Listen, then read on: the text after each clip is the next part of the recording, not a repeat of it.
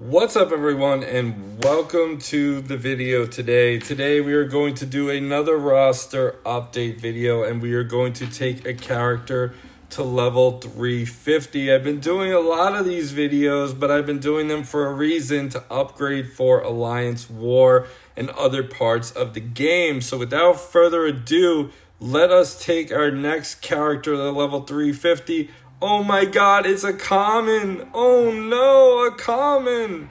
How can I be doing this? Well, my friends, the Dragonstone Mender is an important member of the Fire team.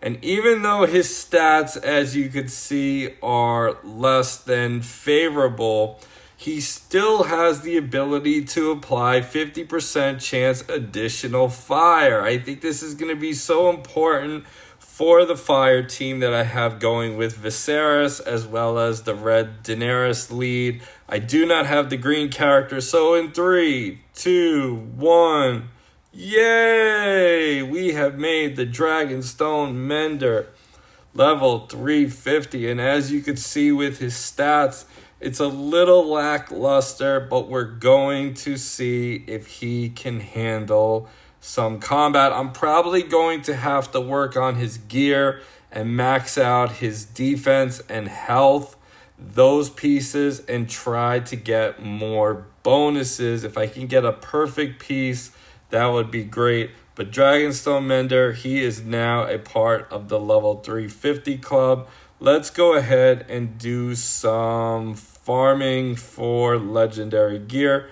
Let's see if we get lucky on the video. We are trying to get some good old-fashioned legendary gear, and just Alliance Wars has become my favorite mode in the game. As you know, I'm probably going to stop buying bread and silver at this point, because eventually what's going to happen is there's not going to be really anyone else to really level eventually. I mean, we still have time, and the beauty of the game is that it always changes and things always happen. There's always buffs, there's always nerfs, and resources are hard to get. So, using that offer for the silver/bread is quite useful to give yourself a nice shot in the arm for gain on your account. So we're going to see how the Mender does.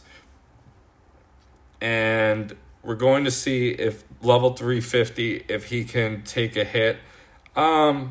He does have a lot of potential, and I will be using him for the egg event. I'll probably take off his attack part of his gear, so his weapon and attack part of his gear for that event. But he is definitely a meta character for the egg event, and I think he's going to be useful for war. Now, the Fire teams are quite squishy. They are quite squishy. I have not invested in the blacks. I might have said the greens before, but I meant the blacks. The blacks are super strong. It looks like Fire is going to make a comeback, especially with Enraged.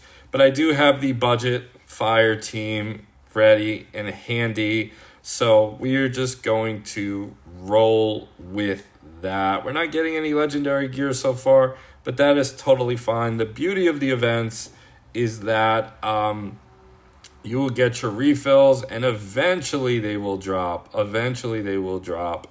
And I am hoping, I am working on my roster towards events too, because I am hoping that they buff rewards of events where you can get better prizes for doing well in events. I feel like with legendary gear dropping from the campaign, it is something where you can easily get discouraged and say, why do I have to play this event? I can get gear in the campaign, and I can have targeted gear versus random gear. Well, I hope that Zynga listens and they do make a buff to rewards in events so that people are more motivated. I feel like I am going to prepare just in case that happens. So I'm going to be working on guys like Tormund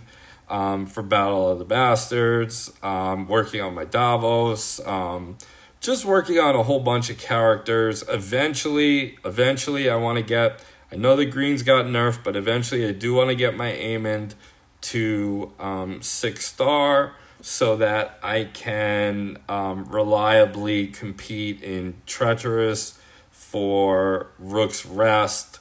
I do need that 6-star Aemond to do that. I do have the Sunfire and the Aegon up, but that is that. And then the other thing I can work on is the lower end egg event, the lower end Rob's War, normal and hard, and try to make teams that can get points, because you are getting gold dragons out of it and you are getting resources, and this is a resource management game. So if I can create new teams, that would be great. You know, characters like Archer and the Dragonstone, the red Dragonstone guy, I forgot his name.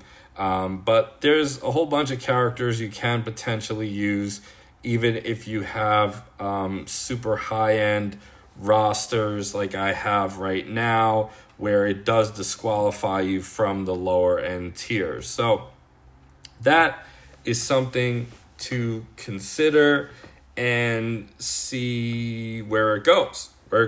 So I hope these videos don't come across as me bragging, because I'm not trying to brag. I'm just trying to share my journey, my Game of Thrones Legends journey with you guys.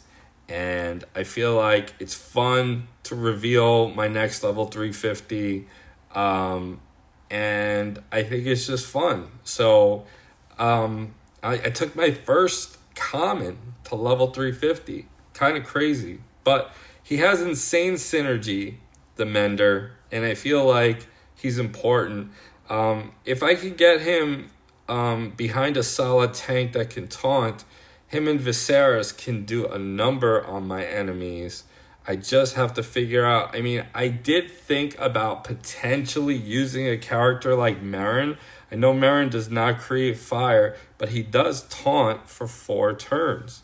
So 4 turns alive would inflict 3 fire on enemies with Viserys, and then the Mender has a 50% chance to inflict additional fire. So it might buy me time, which might be helpful. But my Meryn is only 4 stars, so I'm not sure about that. We'll find out and we'll see exactly. But so far, it doesn't look like I'm getting lucky in this video for legendary gear. But this is exactly what you have to do to farm. And then the beauty of this is you're also going to raise your account level. Raising your account level will allow you to get more stamina over time. So in short, I'm going to end this video, but in short, we got a new level 350, and that is the Mender. Comment below and let me know what you think, and I will talk to you all next time. Take care, guys.